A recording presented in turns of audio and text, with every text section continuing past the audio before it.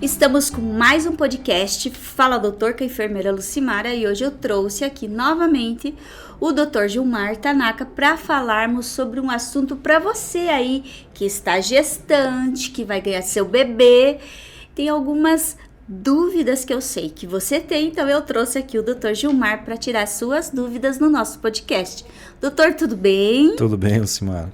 Obrigado pelo convite, eu sinto honrado de estar aqui. Eu também me sinto muito honrada em estar aqui com a sua presença para a gente falar com carinho para essas mulheres gestantes aí, né? Que elas vão lá ganhar o bebê delas e elas vão ganhar o bebê de parto cesárea. Como seria essa anestesia? Às vezes todas têm aquele medinho assim, né? Então, vamos contar para elas como que seria isso, Sim. doutor.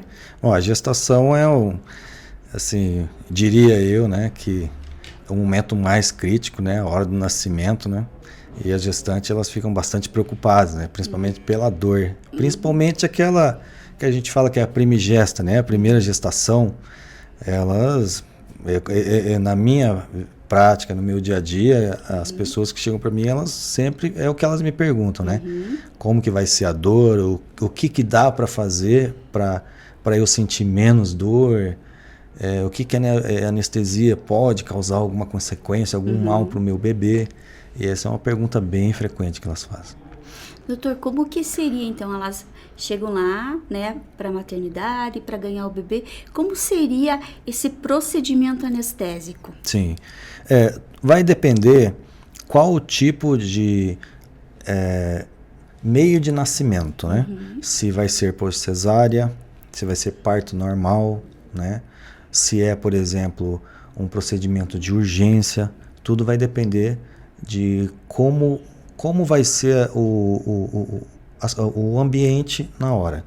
Por exemplo, se for um parto normal, né, o parto normal ele pode ser muito doloroso, muito sofrido, né? Eu já dei plantão em maternidade e eu sei como é que é.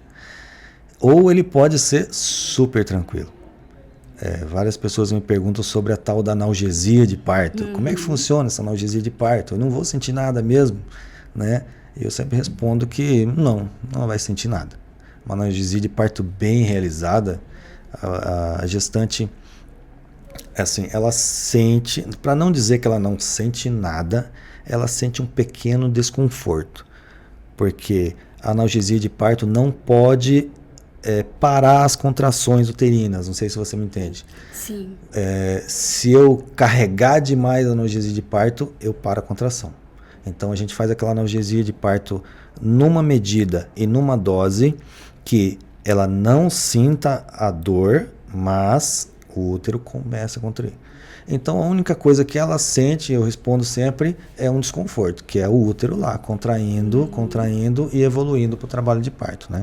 Então, assim, tá tudo tão evoluído, mas eu tenho um filho de 22 anos e eu posso afirmar que eu fiz um parto com analgesia na época e foi muito bom. Porque realmente eu senti bem pouca dor, né? Eu só senti realmente a contração e foi uma leveza para nascer na hora do parto. Eu mesmo pequena, com um filho de 3,749 centímetros e meio, mas aí tive um parto muito bom, graças ao grande anestesista aí que cuidou de mim com uma pequena dosezinha de anestesia. Uma pequena dose. Que me perguntam também como que é feita, né? Para quem já conhece aquela anestesia hack, hack anestesia, que é uma injeção na coluna, nas costas. É parecido com a hack anestesia, só que não é uma hack anestesia, é uma peridural, né? A via é próxima, só que o procedimento é outro. Mas para quem olhar de longe é a mesma coisa, a grosso modo. Mas na peridural é um pouquinho diferente da hack. Peridural você vai fazer a punção, passa um cateterzinho, e aí de hora em hora você faz um pouquinho, uma pequena dose. Aí ela consegue caminhar, ela consegue fazer o exercício da bola, do chuveiro, e não assim, bloqueia. Porque se a gente fosse fazer uma anestesia completa, da cintura para baixo, não ia sentir nada. Exatamente. E a mulher realmente fica mais relaxada, tem um parto muito mais tranquilo, né? Muito, então hoje são esses detalhes que fazem a diferença realmente para nós mulheres, né, doutor? E conta um pouquinho sobre a anestesia quando a mulher faz um parto de cesárea, doutor. Sim. Aí, quando é a cesárea, o obstetra ele vai ter que cortar a barriga, né? E não é só cortar a barriga, ele corta, ele estica, ele puxa aqui e puxa lá. Sim. E a mulher, se a não estiver bem anestesiada, ela sente tudo, né? Então, para anestesia para cesárea, aí já é uma RAC completa, né? Uma RAC completa.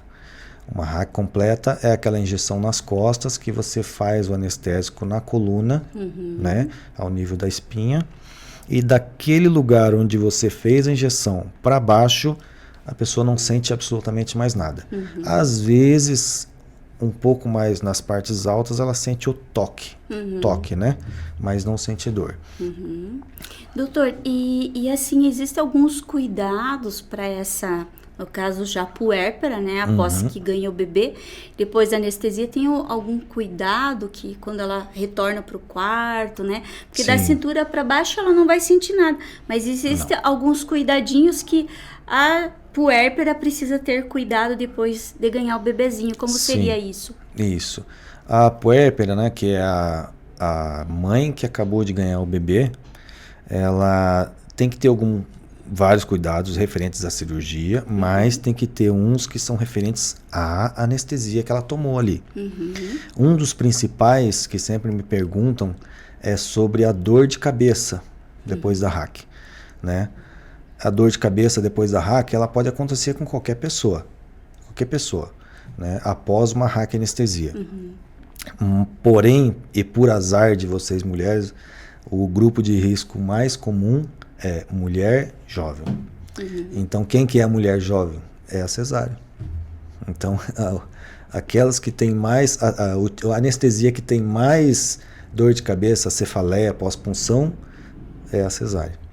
E aí, às vezes, pode dar uma cefaleia tardia depois da anestesia? Pode sim.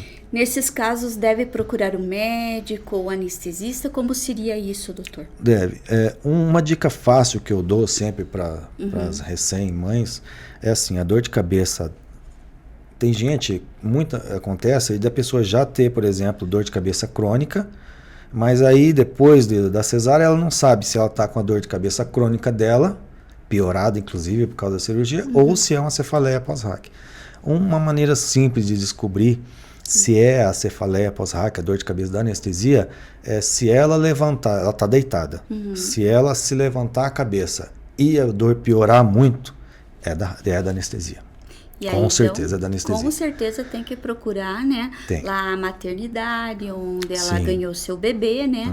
Para ela passar por uma avaliação médica. Passa por uma avaliação. Se for uma dor de cabeça moderada, a gente ainda tenta tratar com medidas assim, hidratação, medicamentos na veia, né? Agora, se for uma dor de cabeça já um pouco mais avançada, a gente faz um tampão sanguíneo que chama. Nas costas, no local que foi feito a raquianestesia, a gente colhe ali 20, 30 ml do próprio sangue dela e faz ali. É mágico. Você fez aquele sangue, dá meia hora, uma hora, ela não estou sentindo mais nada. Por isso que é importante, então, a mulher estar ali, né, com a família, avaliando a dor, né, e às vezes ficar quietinha, às vezes com o quarto um pouquinho escuro, porque às vezes pode ser a dor também, ela não pode ser da RAC, mas sim até do fator, né, de todo aquele estresse que passou do parto. Então, às vezes, a família, às vezes, cuidar do bebê e deixá-la descansar um pouquinho, até analisar qual dor que é realmente, né, doutor? Se pode ser pela RAC ou uma dor de cabeça, ficar um momento assim quieta, tranquila, descansar um pouquinho, né, para poder avaliar melhor. Sim, tem mulheres que já têm enxaqueca, né?